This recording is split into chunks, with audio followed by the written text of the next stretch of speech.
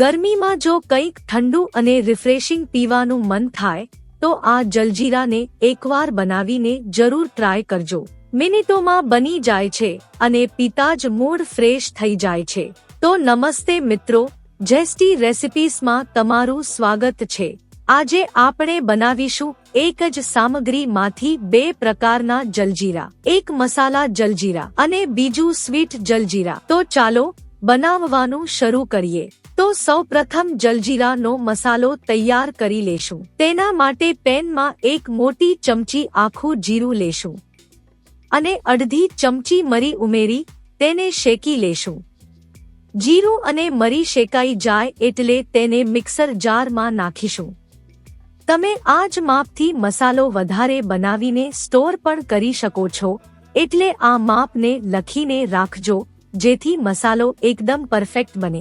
હવે તેમાં ઉમેરીશું અડધી નાની ચમચી લાલ મરચું, એક નાની ચમચી સંચળ, એક નાની ચમચી મીઠું, એક ચોથાઈ નાની ચમચી હિંગ અને એક નાની ચમચી આમચૂર પાવડર ઉમેરી એકદમ મહીન પીસી લેશું.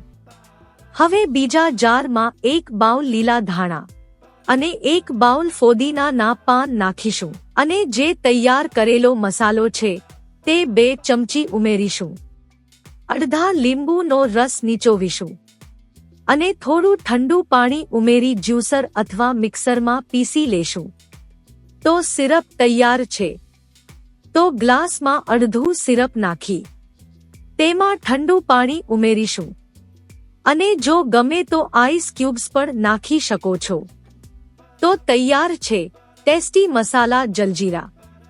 હવે બીજા ગ્લાસમાં બાકીનું સિરપ નાખીશું.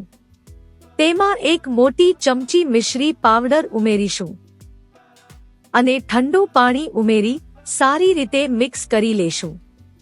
તો એક જ સામગ્રીમાંથી બે પ્રકારના જલજીરા બનીને તૈયાર થઈ જાય છે અને આ ગરમીમાં શરીરને ખૂબ જ ઠંડક આપે છે.